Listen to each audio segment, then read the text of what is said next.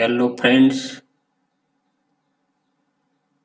સરળ શિક્ષણ ચેનલમાં આપનું સ્વાગત છે.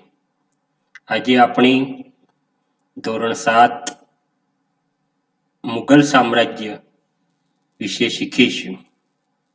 અમારી ચેનલ સબસ્ક્રાઇબ કરશો.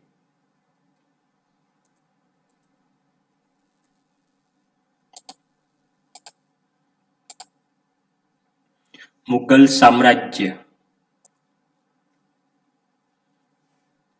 તમે તાજમહાલ, દિલ્હીનો લાલ કિલ્લો, ફતેહપુર સિક્રીનો બુલંદ દરવાજો જોયો હશે.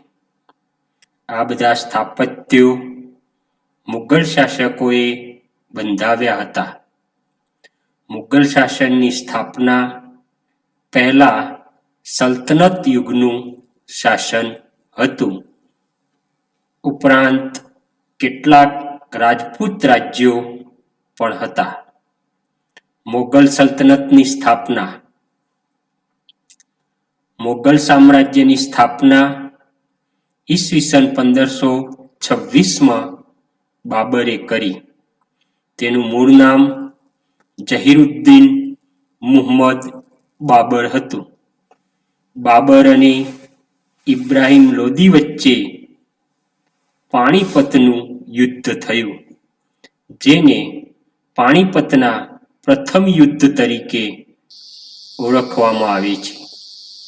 બાબરે આ યુદ્ધમાં તોપનો ઉપયોગ કરી ઇબ્રાહિમ લોદીને હરાવ્યો અને ભારતમાં મુઘલ સામ્રાજ્યની સ્થાપના કરી. અમારી ચેનલ સબસ્ક્રાઇબ કરશો.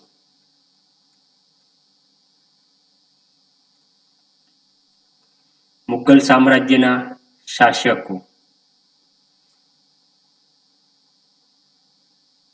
બાબર ઈસવીસન 1526 થી 1530. બાબર કુશાગ્ર બુદ્ધિવાળો, શક્તિશાળી હતો. તે ફારસી અને અરબી ભાષાનો જાણકાર, પ્રકૃતિપ્રેમી અને લેખક હતો. તેની આત્મકથા તુજુક-એ બાબરી બાબરનામા લખી, જે વિશ્વ સાહિત્યની પ્રસિદ્ધ કૃતિ છે.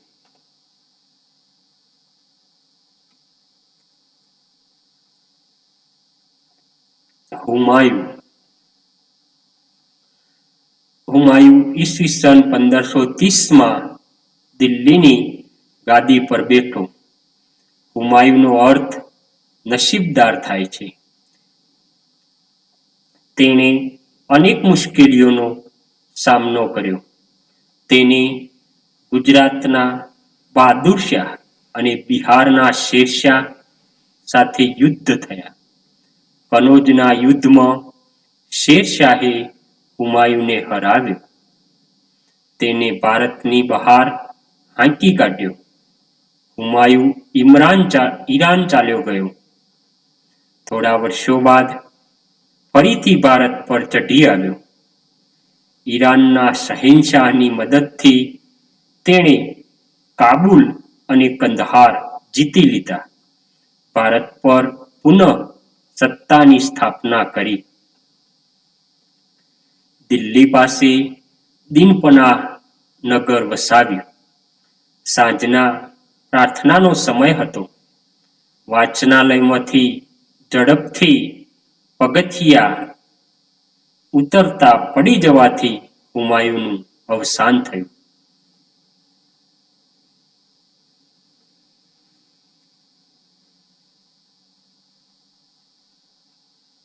શેરશાહ સૂરી. શેરશાહ અફઘાન વંશનો મુસ્લિમ હતો. તેનું મૂળ નામ ફરીદ ખાં હતું. હુમાયુને હરાવી ભારત પર પોતાની સત્તા સ્થાપી. તે સુધારક અને ન્યાયપ્રિય હતો.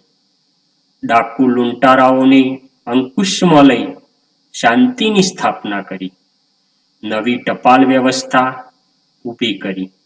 તેણે વેપારીઓ અને યાત્રાળુઓ માટે ધર્મશાળાઓ બંધાવી, રૂપિયાનું ચલણ શરૂ કરાવ્યું, વિશાળ સેના નિર્મિત કરી, તેને એક મહાન રાજમાર્ગ ગ્રાન્ડ ટ્રંક રોડ નિર્માણ કરાવ્યો, જે બંગાળ અને ઉત્તર ભારત સુધી વિસ્તરતો હતો.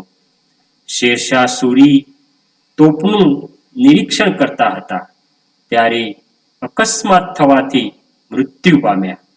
હુમાયુએ દિલ્હી અને આગ્રા પર આક્રમણ કરી અફઘાનોને હરાવીને પુનઃ મુઘલ સામ્રાજ્યની સ્થાપના કરી.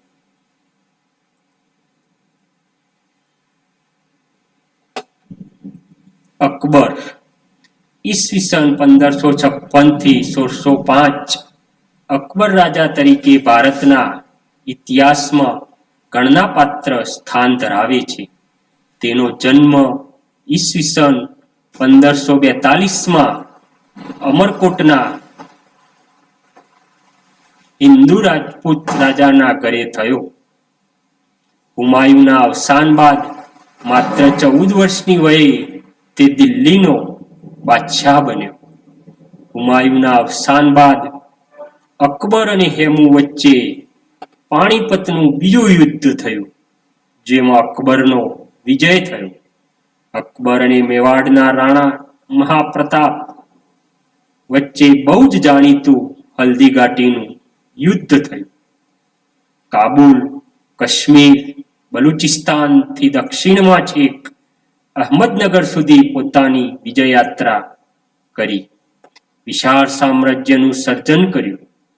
અકબરે ફતેપુર સિક્રીને રાજધાની બનાવી. અનેક ભવનનું નિર્માણ કર્યું. અકબરે હિન્દુઓ પ્રત્યે ઉદાર નીતિ અપનાવી. રાજપૂતો સાથે સામાજિક સંબંધો વધ્યા.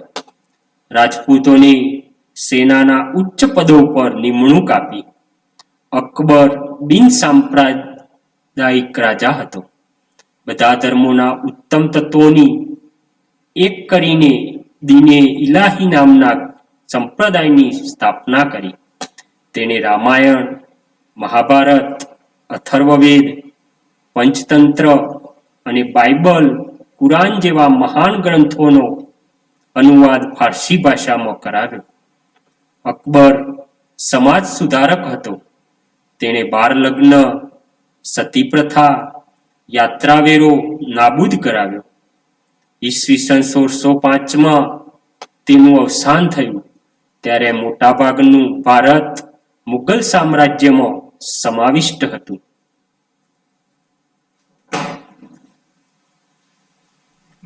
જહાંગીરે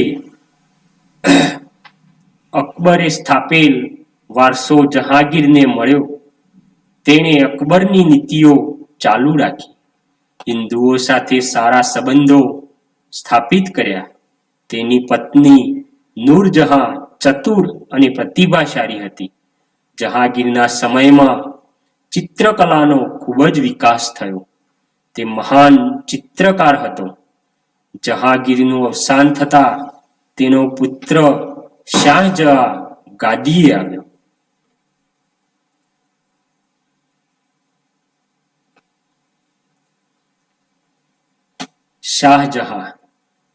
શાહજહાંનું હુલામણું નામ ખુર્રમ હતું. તેણે દક્ષિણ ભારતનો વિજય કર્યો.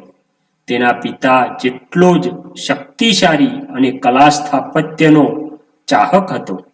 તેની પત્ની મુમતાજ મહલના માનમાં વિશ્વ પ્રસિદ્ધ તાજમહાલનું નિર્માણ કર્યું. તાજમહાલ દુનિયાની અજાયબી ગણાય છે. અમારી ચેનલને જરૂરથી સબસ્ક્રાઇબ કરશો.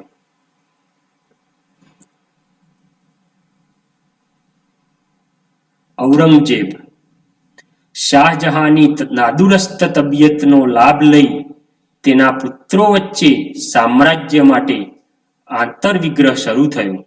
શાહજહાંના મોટા પુત્ર દારા શિકોહ અને ઔરંગઝેબ વચ્ચે મુખ્ય સંઘર્ષ થયો. ઔરંગઝેબે પોતાના ત્રણેય ભાઈઓની એક પછી એક હરાવી તેમની હત્યા કરીને જેલમાં ધકેલી દઈને ગાદી પચાવી પાડી. એક ભાઈ સુજાને દેશ નિકાલ કર્યો. ઔરંગઝેબે લગભગ 50 વર્ષ સુધી રાજ્ય કર્યું. ઉત્તરે કાશ્મીરથી દક્ષિણમાં જીંજ, પૂર્વના ચટ્ટાગાંવથી પશ્ચિમના હિન્દુકુશ સમાવિષ્ટ હતા. સુન્ની મુસ્લિમ હતો. અત્યંત સાદું જીવન જીવતો. અકબરની ધાર્મિક નીતિનો ત્યાગ કરી ધાર્મિક સહિષ્ણુતા દાખવી. સંગીત, કલાનો, મૂર્તિપૂજાનો અને ધાર્મિક ઉત્સવોનો વિરોધી હતો. તેના સમયમાં ઘણા બધા વિદ્રોહો થયા, છતાં તે એક શક્તિશાળી બાદશાહ હતો. લાંબા સમય સુધી ભારત પર શાસન કર્યું. ઈસવીસન 1707માં તેનું મૃત્યુ થયું.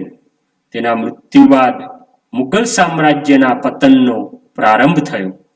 અમારી ચેનલ સરળ શિક્ષણને જરૂરથી સબસ્ક્રાઇબ કરતા રહેજો.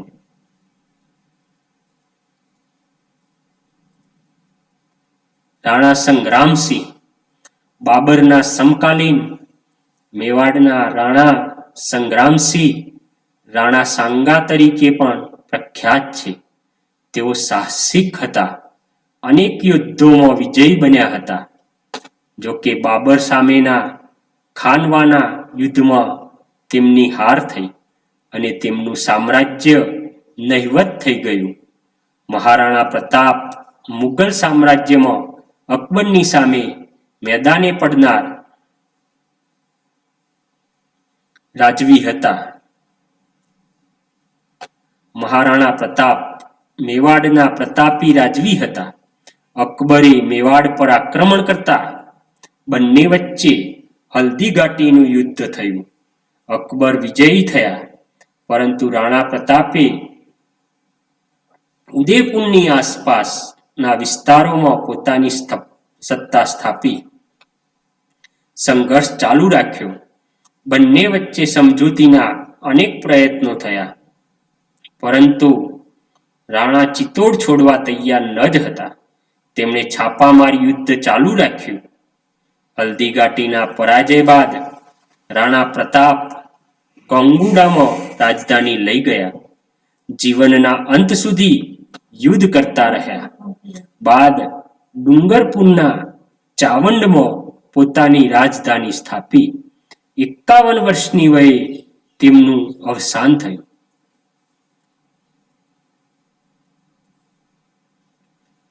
વીર દુર્ગાદાસ રાઠોડ.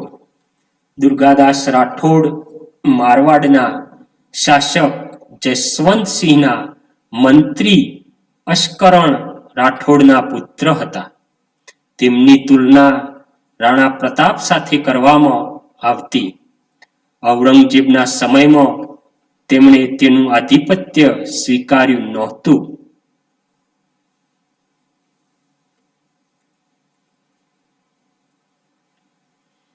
છત્રપતિ શિવાજી ભારતના મહાન રાજાઓમાં સ્થાન પામનાર છત્રપતિ શિવાજી મરાઠા સામ્રાજ્યના સ્થાપક હતા. ઈસવીસન 1627માં તેમનો જન્મ શિવનેરી મહારાષ્ટ્રમાં થયો હતો. માતા જીજાબાઈ અને પિતા શાહજીના સંતાન શિવાજીના જીવન પર તેમના સમર્થ ગુરુ રામદાસ અને દાદા કોંડદેવનો વ્યાપક પ્રભાવ હતો. તેમણે નાની જાગીરમાંથી મહાન મરાઠા સામ્રાજ્યનો વિસ્તાર કર્યો હતો.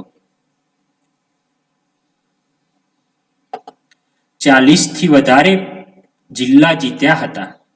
મોગલ બાદશાહ ઔરંગઝેબ અને બીજાપુર સાથે તેમણે લાંબો સંઘર્ષ કરી વિજયો પ્રાપ્ત કર્યા હતા. મુગલ સમ્રાટ સાથે તેમની હાર થતો સંધિ કરી હતી.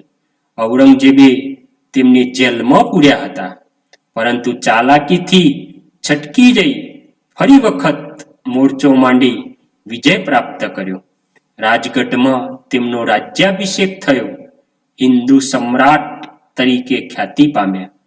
મહાન વિજેતા ઉપરાંત કુશળ વહીવટ કરતા અને સંગઠન કરતા હતા. મંત્રીમંડળ અષ્ટપ્રધાન કહેવાતું.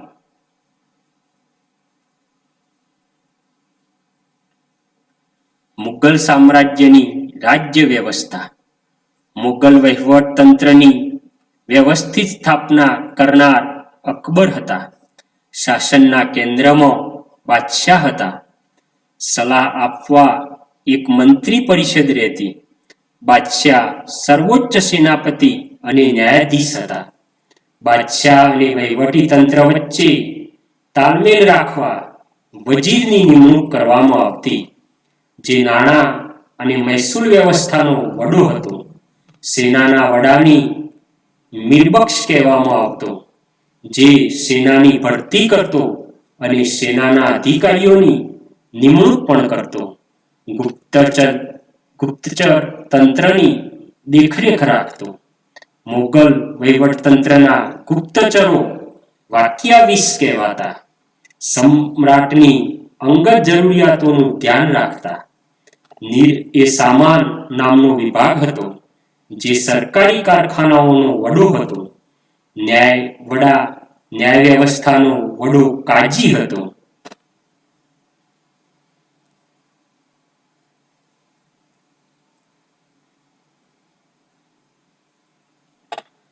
મહેસૂલી વ્યવસ્થા.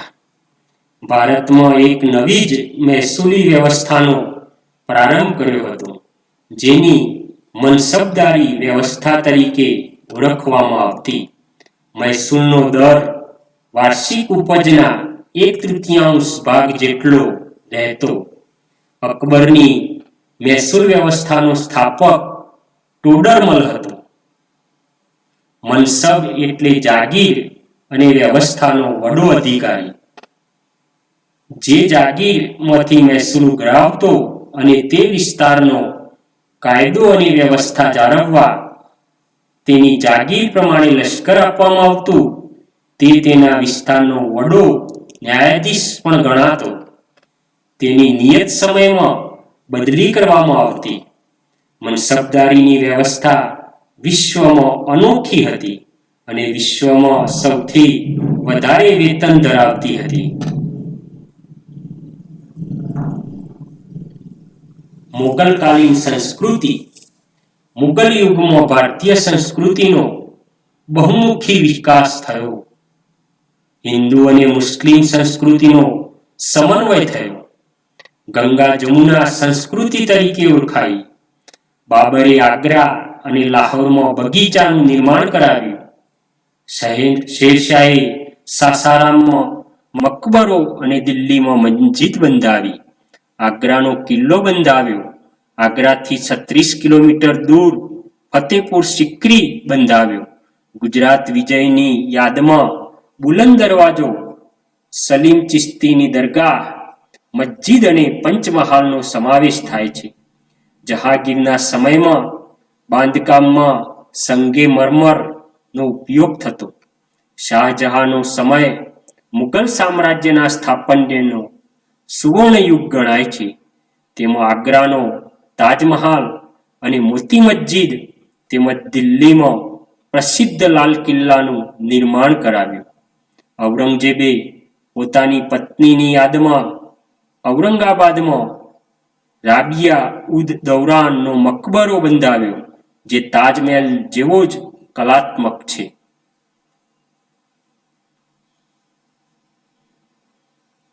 ચિત્રકલા. મુગલ ચિત્રકલા વિશ્વ પ્રખ્યાત હતી. જહાંગીરના સમયમાં તેનો ખૂબ વિકાસ થયો. મુગલ ચિત્રકારોને આમંત્રિત કરતા. અકબરના સમયમાં જસવંત અને બસાવન નામના મહાન ચિત્રકારો હતા. તેમણે ફારસી કથાઓ, મહાભારતના અનુવાદોના પુસ્તકો અને અકબરનામામાં પુષ્કળ ચિત્રો દોર્યા. જહાંગીરનો મંસૂર નામનો ચિત્રકાર વિશ્વવિખ્યાત હતો. જહાંગીરે એક ચિત્રશાળાની પણ સ્થાપના કરી હતી.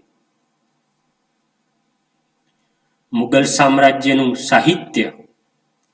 મુગલ રાજાઓ સાહિત્યના પોષક હતા.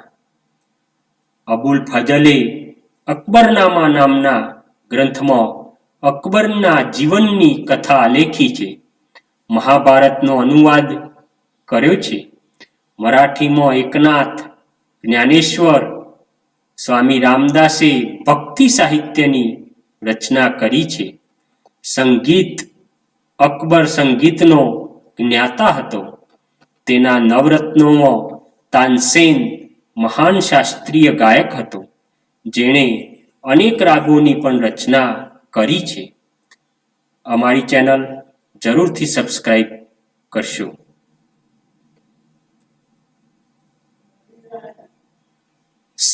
સમાપન મુગલ સામ્રાજ્યનું સમાપન 1526માં સ્થાપેલ મુગલ સામ્રાજ્ય 1707માં ઔરંગઝેબના અવસાન બાદ પતન તરફ ધકેલાયું.